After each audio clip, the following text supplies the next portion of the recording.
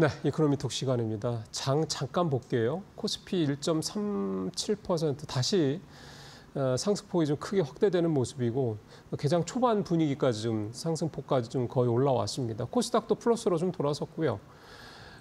외국인이 근데 이제 선물 쪽에서 이제 매도 물량이 좀 작진 않습니다. 4천억 넘게 좀 팔고 있고 물론 뭐 코스피 현물을 3,300억 정도 사고는 있긴 합니다. 오늘은 기관이 현물은 다 팔고 선물은 또 기관이 4천억 넘게 좀 사는 그런 모습이 좀 나타나고 있습니다. 자, 오늘 이코노미톡 시간에는 이경민 대인증권 부장님 모시고 시장 얘기 좀 자세히 좀 말씀 들어보겠습니다. 어서 오십시오. 네, 안녕하십니까. 네. 연휴 동안에도 아마 직업상 뉴욕 시장 계속 보셨을 텐데 네. 강하네요. 강하다라고 봐야 되긴 하는데 일단은 미국 증시도 그렇고 다우는 마이너스였습니다. 그렇죠. 다우는 좀 그렇긴 했는데. 그리고 S&P 500도 0.4% 정도 오른데 그쳤고 그리고 나스닥도 1% 상승하지 않았어요. 근데 반도체 지수가 5% 넘게 올랐습니다. 아, 그러면 지수보다는 네. 개별 섹터나 종목들이 셌다. 셌다라고 보시는 게 맞을 것 같죠. AMD가 뭐 20% 넘게 급등을 맞아요. 했었고 깜짝 놀랐습니다. 저도. 그리고 그다음에 엔비디아가 또 레벨업 됐고 이런 반도체 AI 산업 관련된 종목들이 워낙 강세를 보이면서 시장이 올랐고요. 그리고 연휴 기간 동안에 이에 힘입어서 대만 증시도 3.5% 정도 올랐거든요. 이렇게 본다면은 뭐 시장이 좋았다라는 것도 일정 부분 있긴 하겠지만 반도체, AI 산업 관련된 업종이나 종목들이 너무 좋았다라고 보는 게 맞지 않을까라는 생각을 하고 있습니다. 그 저희 쉬면서 이제 뭐 뉴스는 안 볼 수는 없으니까 네. 저도 뭐 이렇게 틈틈이 뉴스 보다 보면 네. 이제 뉴욕 시장 말씀하신 대로 그런데 대만도 대만이고 일본도 뭐 네. 화상 최고치 얘기 네. 계속 들리고 중국도 뭐 반도체 좋다는 얘기 좀 네. 나오고 그러니까 아마 우리 시청자분들께서 투자자분들께서는 좀 이런 분들이 좀 많으실 것 같다는 생각이 좀 듭니다. 어쨌든 오늘도 사실은 보면 좀 전에 제가 한번 다시 한번 아예 나온 김에 보죠. 삼성전자 지금 5%, SK하이닉스는 거의 지금 8% 가까이 또 급등을 하고 있는데 이게 지난 목요일에도 이런 식으로 하이닉스 거의 두 자릿수, 삼성전자도 5% 넘게 이렇게 올랐었단 말이죠.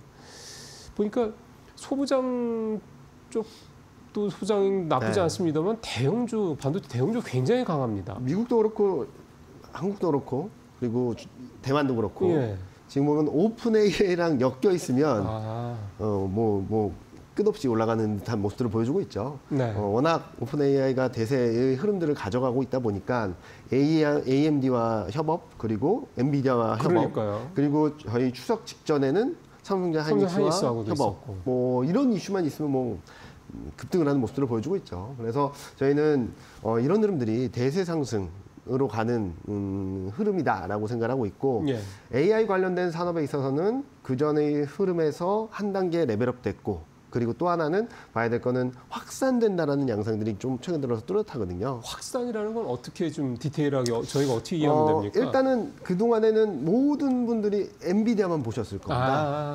그렇지만 지금은 관련된 소프트웨어 그리고 레거시 반도체까지 뭐 AI 산업들이 확산되면서 그리고 그 실질적인 현실 실체가 보여지면서 더 많은 산업들이 거기와 연결돼 있다라고 볼 수 있겠거든요. 그래서 이런 흐름들이 저희는 적어도 내년 상반기 좀 길게 간다면 내년 연말까지 시장을 끌어가는 중요 동력이 되지 않을까라는 예상을 하고 있습니다. 예, 확산이라는 말씀은 조금 새삼스럽게 다가오네요, 진짜. 요즘 보면 사실 엔비디아 물론 이제 연휴 때 보면 젠슨 황 CEO의 뭐 블랙엘 수요가 뭐 겁나게 좋아 이 얘기를 했던 것도 물론 화제가 되긴 했습니다만. 오픈 AI 움직임이 사실 말씀하신 대로 굉장히 눈에 띕니다. 그러니까 이제 거의 뭐 오픈 AI가 이 AI 생태계에서 엔비디아보다도 오히려 더 주목받고 있는 듯한 느낌마저 들더군요. 그러니까 헤게모니가 바뀌었다라는 거죠. 헤게모니가 바뀌었다? 하드웨어에서 이제 소프트웨어로 가는 흐름이다라는 것들을 볼 수 있겠죠. 그래서 지금은 소프트웨어 쪽으로 보셔야 되는데 왜 그러냐면 AMD가 20% 이상 급등을 할 때 엔비디아는 빠졌습니다. 그렇구나. 그래서 오픈 AI와 어떻게 연결되는지가 지금은 AI 산업에 있어서 굉장히 큰 화두라고 볼 수 있겠고요. 그 안에서 한국 반도체 기업들도 같이 연결돼 있다는 점들이 좀 눈여겨볼 부분이 아닌가라는 생각을 하고 있습니다. 작년 8월인가요? 7월인가요? 그때 미국 시장 조정받을 때 그때 엔비디아 급락을 했었지 않습니까? 그러니까 그때랑 지금이랑 다른 거는 그때는 엔비디아 급락하면 전체 관련주들이 다 그냥 가라앉는 네. 모습 때문에 지금은 엔비디아가 좀 주춤하더라도 AMD가 됐든 네. 브로드컴이 됐든 뭔가 딴 데 또 뭐 거기서 올라가서 또 전체적으로 시장은 여전히 탄탄하게 가는 네. 이런 구조가 다른 거군요. 물론 여기서 쉬지 않고 간다는 말씀드리긴 좀 어려울 것 같아요. 왜 그러냐면은 그렇죠. 예, 왜 그러냐면 지금 여러 가지 파트너십이나 계약이나 이런 것들을 보면 굉장히 장기 성장에 대한 얘기들입니다. 그렇죠. 예. 네. 내일 뭐가 되는 게 아니라 모레 네. 뭐가 되는 게 아니라 몇 년까지 어떻게 하겠다 그리고 앞으로 어떻게 하겠다는 게 얘기라서 아마 3분기 실적 시즌에는 조금 등락은 있을 거라고 생각하고 있어요. 기대감에 주가가 레벨업 됐고 밸류에이션이 굉장히 높이까지 올라왔습니다. 그렇게 본다면은 실적이 얼만큼 투자자분들의 기대치를 충족하는 그렇죠. 여부가 중요하다라고 보고 있고요. 시장 애널리스트들이 컨센서스도 중요하지만 많은 분들이 뭐 시장의 컨센서스라고 하죠. 많은 네. 투자자분들의 기대치를 넘어서는지 여부가 좀 중요한 포인트가 되지 않을까라는 생각을 하고 있고 여기서 눈여겨봐야 될 것은 2분기 실적 시즌 됩니다. 2분기 실적 시즌 때 조선, 방산, 기계, 증권 이 업종들이 다 실적이 다 좋았거든요. 네. 근데 주가는 별로 안 좋았습니다. 그렇죠. 네, 기대감을 선반영했기 때문에 실적이 웬만큼 서프라이즈가 나서는 오히려 차익 매물을 소화하는 과정으로 거쳤고 반대로 디스플레이, 2차 전지 그리고 뭐 이런 업종들이 실적 예. 쇼크가 나왔는데 그 이를 기점으로 주가는 오히려 반등하는 모습들을 보여줬거든요. 그렇죠. 이런 것들을 본다면 아마 3분기 실적 시즌 또한 이런 좀 엇갈리는 흐름, 많이 오른 기대감이 많이 오른 업종들은 좀 숨고르기 하거나 좀 과열을 시키는 과정, 또 실적에 대한 불안감 때문에 많이 내려와 있는 업종들은 오히려 불확실성 해소, 불확실성 완화로 반등을 보여주는 그림들이 나올 수 있어서 지금에서 지금 급등을 하고 있는 종목들을 따라잡겠다라는 것들보다는 아직까지 못 오른 종목들을 관심을 가져보시는 게 단기적으로 순환매 대응에 좀 유리하지 않을까라는 생각을 하고 있습니다. 그걸 이제 섹터 이름으로 얘기하면 기대감으로 많이 올랐던 반도체 네. 관련주들은 이번에 3분 실적 내용을 보고 네. 좋든 나쁘든 이제 반영이 이미 된 거니까 네. 이제 이런 강세가 좀 주춤해질 가능성이 있다라는 말씀이고. 그렇죠. 지금 보면은 3분기 영업이익 전망 변화율과 주가 변화율을 한 달을 비교하면 주가가 20%포인트 이상 먼저 올라와 있고요. 그렇죠. 네. 네. 3개월 본다 하더라도 20%포인트 이상 먼저 올라와 있습니다. 그렇게 본다면 단기적으로, 그러니까 큰 그림에서는 저희가 생각했던 것보다 더 강한 모멘텀, 강한 상승 동력이 갖춰지고 있는데 단기적으로는 단기 급등한 데 따른 되돌림 정도는 좀 염두에 두고 보자라는 말씀드리고 싶습니다. 그러면 지금 반도체 주들 관련해서 이거 사야 돼 말아야 돼 고민하는 분들, 네. 포모 느끼시는 분들, 반도체가 분명히 굉장히 좋을 거라고는 확신은 갖겠는데, 네. 막 알겠는데 지금 들어가기에는 좀 부담스럽다는 분들은 오히려 3분기 실적 시즌 즈음을 잘 활용할 수도 있겠네요. 3분기 실적 시즌 전후로 해서 시장이 그러니까요. 등락이 있다면 그때를 좀 모아가시는 전략이 맞다라고 생각을 하고 있고요. 10월, 11월까지는 워낙 많이 오른 데 따른 되돌림은 좀 염두에 두시고 글쎄요. 좀 서두르지 않으셨으면 좋겠다는 말씀 드리고 싶습니다. 예, 참 이렇게 막 뭔가 막 그 분위기가 이렇게 달아오를 때 참 서두르지 않으면 좋겠다라고 그쵸. 말씀하시지만 그쵸. 참 쉽지 쉽지 않은 않죠. 게 사실입니다. 맞습니다. 근데 자꾸 그래도 얘기를 할 수밖에는 없습니다. 네. 그렇게 해야 되는 게 맞으니까요. 그래서 저희가 부자녀 같은 분들 모셔서 말씀을 듣는 거기도 하고요. 그러니까 이게 사실 비슷한 맥락인데 이번에 또 연휴 때도 보니까 어쨌든 버블론에 대한 얘기는 여전하고 그 다음에 차익 실현, 차익 매물이 나올 상황이 됐다는 얘기도 좀 나오고. 물론 반대로 거품 아니라는 얘기도 당연히 나오고 합니다만 이제 이런 얘기도 좀 우리가 좀 귀담아 들을 때는 된 것 같은데 그러니까 좀 많이 올랐으니까 조금 차익 실현에 대한 욕구들이 좀 커져 있는 건 분명하지 않습니까? 일단은 저희가 생각했던 것보다 저희가 많은 여러 가지 기대감들이 되게 복합적으로 들어와 있어요. 네. 너무 좋은 기대감들만. 그렇죠. 그러니까 지금 금도 사상 최고치입니다. 코인도 사상 최고치고, 근데 달러는 반등하고 채권물인 반등합니다. 네. 근데 주식도 상승하고요. 그러니까 좀 이건 이례적인 현상이에요. 이례적인 현상인데 각 자산마다 원하는 것들, 기대하는 것들을 반영하고 있다고 생각하고 있어요. 자산마다. 네, 그러니까 가끔 그러죠. 내가 듣고 싶은 말만 듣고 맞습니다. 듣기 싫은 말을 안 듣는 거죠. 일단 금 가격 같은 경우는 정세 불안, 미국의 셧다운 리스크 이런 것들로 인해서 올라가는 거고요. 채권 금리와 달러가 반등하는 것은 불안감들도 있긴 하겠지만 금리 인하 기대가 일부 좀 후퇴하면서 좀 반등을 하는 거고. 네. 그리고 달러 같은 경우는 일본의 정치적 이슈도 있겠고요. 네. 그리고 주식 같은 경우는 경기는 견고하고 물가는 안정적인데 기업 실적도 견조할 괜찮고. 거야. 네. 근데 금리 인하는 내년까지 5번 이상 해줄 거야. 라는 기대가 다 녹아들어 있다고 보고 있거든요. 야, 그 재밌는 분석이네요. 네. 각자 각 자산군들이 자기들이 원하는 시나리오대로 가고 있다라고 보고 있습니다. 그러네. 원래는 뭐 예를 들어 금하고 달러는 역의 상관관계인데 네, 그렇죠. 그렇지 않은 상황인데. 그리고 금하고 달러 채권 금리가 오르면 증시는 좀 조정받아야죠. 그렇죠. 그렇지 않다는 거죠. 근데 물론 여기서 AI를 붙이면 좀 설명은 가능한 부분입니다. 이 각 자산군의 모든 상승이 아니요. 따로 증시만 봤을 때. 증시만 봤을 때. 아까도 말씀드렸죠. 미국 증시가 사상최고 진행하는데 최근 연휴 기간 동안에 증시가 오른 건 거의 없습니다. 반도체만 올라갔다라는 거죠. 네. 그리고 뭐 여러 가지 경기에 대한 해석, 실적에 대한 해석도 AI를 붙이면 가능한 얘기긴 해요. 근데 그러면 AI가 언제까지 계속될 것인가? 뭐 저희가 앞서도 말씀드렸던 장기 사이클은 분명히 긍정적으로 보고 되게 세게 보고 있는데 글로벌리 본다면은 뭐 밸류에이션이 고점권에 근접해 있다라고 보고 있고요. 전 고점권에. 네. 그러면은 실적이 더 좋아져야 되긴 하겠지만 그렇죠. 지금 장기 성장에 대한 기대가 일부 들어왔다라고 한다면 지금 실적에 대한 기대 심리를 더 세게 가져가진 어렵지 않을까라는 고민을 하고 있고 저희 국내 반도체 기업들도 저희는 밸류에이션이 더 올라갈 거라고 보고 있고 실적도 굉장히 빠르게 올라갈 것으로 보고 있습니다. 네. 그런데 지금 밸류에이션을 보면 2017년 슈퍼사이클 때 밸류에이션 수준까지 거의 다 왔거든요.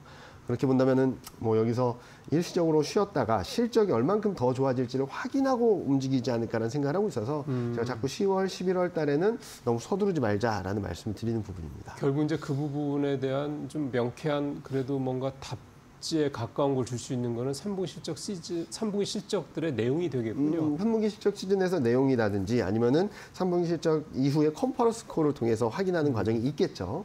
근데 저는 제가 보기에는 좀 기대가 좀 많이 앞서가 있는 것이 아닌가라는 생각을 하고 있습니다. 장기 성장에 대한 기대인데 지금 주가에 반응을 하고 있거든요. 물론 뭐 장기 성장에 대한 모멘텀이 더 세진다는 측면에서는 긴 호흡을 봤을 때 더 높은 레벨로 갈 수 있다고 생각을 하고 있죠. 그런데 지금 단기적으로는 아무리 큰 상승 사이클이라 하더라도 단기적으로 좀 오버슈팅이라서 좀 쉬었다 가는 그림이 맞지 않을까라는 예상을 하고 있습니다. 사실 그 말씀을 하시니까 자꾸 머릿속에 떠오르는 회사가 엔비디아인데 네. 뭐 작년 상반기 때 생각을 하면은 세상에 엔비디아가 설마 떨어지겠어라는 생각을 충분히 할 법했는데 그 이후에 주가가 여러 번 부침이 분명히 있었던 거잖아요. 올해도 80달러 대인가까지도 한번 가기도 했어. 근데 지금은 뭐 거의 뭐 그 2배 이상 올라가 있는 그런 상황이고 그러면 참 조금 이제 감정을 조금 이제 약간 좀 다잡으실 필요가 있는 시기네요. 지금이 굉장히 중요한 시기라고 봐야 되겠네요. 그러면 오히려. 네, 지금 보면은 저는 지금 사셔도 내년 상반기, 내년 말까지는 더 수익률을 크게 가져가실 수 있다고 보고 있어요. 그런데 소위 말해서 추격 매수를 하더라도 근데 한두 달 좀 고생을 하실 수 있겠다, 마음고생을. 그렇죠. 그래서 만약에 반도체를 아예 없다. 내가 갖고 있는 반도체는 없어 0%야 라고 하시는 분들은 지금부터 조금씩 흔들릴 때마다 모아가신다라고 하셔도 된다라고 보고 있어요. 근데 반도체 비중이 너무 많다라고 하시는 분들은 오히려 조금 줄이는 게 맞다라고 생각을 하고 있고 좀 반도체를 어느 비중 갖고 있는데 더 사고 싶어라고 하시는 분들은 지금보다는 조금 기다리시면은 더 싼 기회가 또 오지 않을까라는 예상을 하고 있습니다. 예, 반도체는 가져가야 될 거는 분명한 것 같습니다. 전체 포트에 뭐 반을 가져갈지 뭐 3분의 1을 가져갈지 그거는 뭐 본인의 투자 성향에 따라 다른 거긴 한 건데 어쨌든 지금은 이제 적은 분들은 좀 모아가는 타이밍 좀 기다렸다가 그다음에 많이 갖고 있는 분들은 조금 덜어낼 타이밍이다. 이렇게 이게 사실은 이제 뉴욕 시장 얘기하다 갑자기 이제 반도 중심으로 사실은 얘기가 됐는데 그렇게 이건 뭐 국내 시장도 마찬가지로 이렇게 좀 판단하시면 될 것 같습니다. 뭐 뉴욕 시장 관련해서 말씀을 일단 꺼냈으니까. 마지막 하나만 더 여쭤보면 혹시 뉴욕 증시 관련해서 부장님이 조금 주목하시는 변수나 포인트나 혹시 이런 게 있습니까? 일단 앞서도 말씀드렸듯이 경기는 안정적이고 물가도 안정적인데 금리 인하는 많이 해줄 거야라는 기대가 지속되기는 어렵겠죠. 예. 경기가 안정적이고 물가가 안정적이라고 한다면 금리 인하는 많이 못할 거고. 그렇겠죠, 당연히.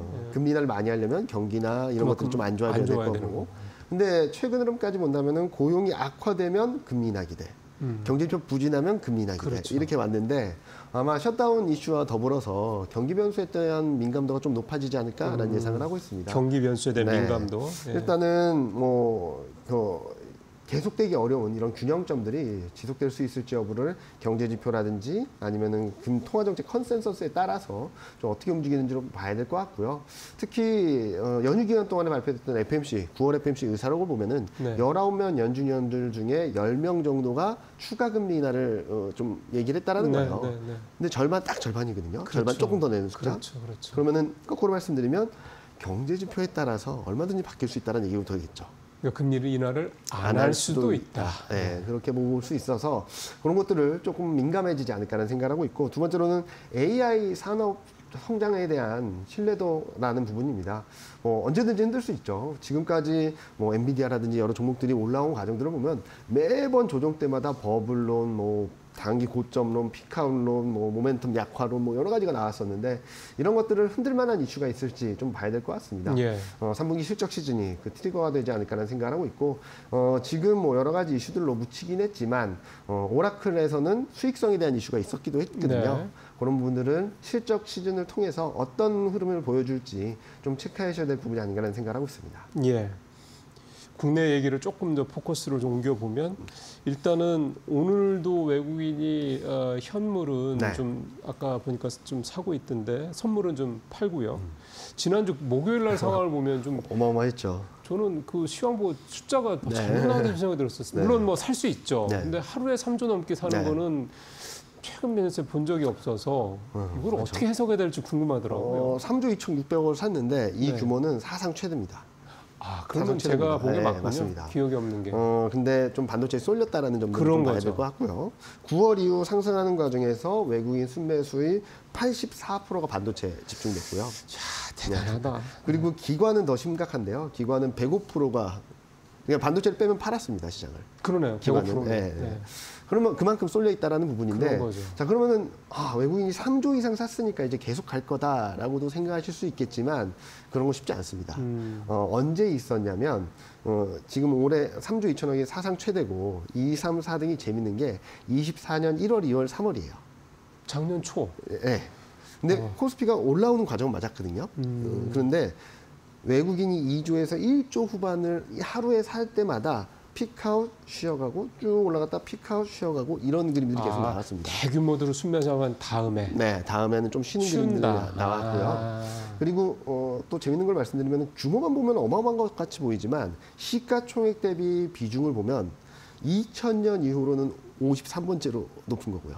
그럼 그렇게 아주 네. 눈에 띄는 건 아니네요. 그리고 2000년 이후로도 7번째 정도 됩니다. 그 전의 흐름들을 보면은 여러 경우가 있었는데 이를 기점으로 치고 올라갔을 때는 저점에서 턴어라운드 할 때였고 쭉 올라가다가 대규모 순매수가 들어왔을 때는 오히려 단기 고점이거나 중기 고점인 경우가 많았거든요. 네. 되게 중요한 말씀이네요. 그래서 3조를 샀다라고 해서 야 이제부터 시작이야라기보다는 단기적으로 좀 많이 샀다, 조금은 매물 소화 과정이 있을 거다라는 시그널로 보는 게 과거 흐름들을 봤을 때 좀 합리적이지 않을까라는 생각을 하고 있고, 다만 반도체가 워낙 세게 끌고 왔기 때문에 순환매 대응은 여전히 있다라고 생각하고 있습니다. 그쵸. 여전히 못 오른 것도 많고요. 네. 올해 고점을 뚫고 치고 올라가는 업종이 뭐가 있나 보면은 반도체가 거의 유일하다시피 합니다. 조선이나 방산도 올라가긴 하지만 올해 고점을 좀 높이는 정도의 흐름이지 예. 치고 올라가는 그림은 아니거든요. 예. 그래서 반도체의 압도적인 주도력으로 인해서 시장은 좀 레벨업되긴 했지만 지금은 단기적으로는 반도체보다는 아직까지 소외된 업종들을 보는 게 맞지 않을까라는 예상을 하고 있습니다. 예. 외국인들이 이렇게 산 부분이 과거 사례로 봤을 때 네. 이렇게 이제 상승장에서의 어떤 이런 대규모 그런 매수는 단기 고점이라 이렇게 좀 쉬어가는 어떤 네. 출발점이었던 적이 많았다. 네. 뭐 이번에도 꼭 또 그런다라고 볼 수는 없을 수도 있지만 네. 그런 과거 사례들을 우리가 항상 좀 염두에 좀 둬야 될 것 같고요. 반면에 이제 개인은 또 뭐 3조 넘게 팔았지 네, 않습니까? 네, 네. 근데 얘기를 좀 들어보니까 시장에서 뭐 개인들이 그동안에 1억 천원에서 한 10조 원 정도 뭐 주식을 팔고 해가지고 그 10조 원의 자금이 미국으로 안 빠져나가고 인출도 안 되고 그대로 있다. 네. 그러니 지금 개인 투자자들이 당장이라도 10조 원의 자금이 국장에 들어올 수 있다 뭐 이를테면 네, 네. 뭐 그런 얘기들도 나오고 해서 개인들은 좀 이렇게 돈 좀 팔 거 팔고 해서 좀 자금 만들어 놓고 이제 언제 들어갈까 그걸 궁리하고 있는 상황이다 이렇게 해석을 해도 되는 겁니까? 뭐 대기성 자금이라고 볼 수 있겠죠. 네. 그런데 아직까지 국내 증시에 대한 신뢰도가 약한 것은 뭐 워낙 오래 쉬었다라는 거죠. 21년 고점 이후 지금 몇 년 만에 고점을 넘는 거고, 또 한편으로는 미국은 쉬지 않고 사상 최고 증진을 하고 있는 거고. 자, 둘 중에 뭘 믿을까라고 하면 미국을 믿는 게 당연하겠죠. 그렇죠. 그래서 저희는 뭐 지금은 이익 실현을 위한 차익 실현 매물이 좀 추대되고 있다. 개인 투자자분들은 그러면 언제 들어올 것인가? 일단은 조정받으면 좀 들어올 수 있다라고 생각합니다. 시장이 좀 코스피가 조정을 받으면 좀 들어올 수 있다라고 생각하고 있고, 네. 기조적으로 국내 증시로 들어오려면은 코스피 안정적인 상승, 이에 반해서 좀 저조한 미국 증시 흐름들이 몇 달 정도는 이어져야지 좀 움직이지 않을까라는 생각을 하고 있어요.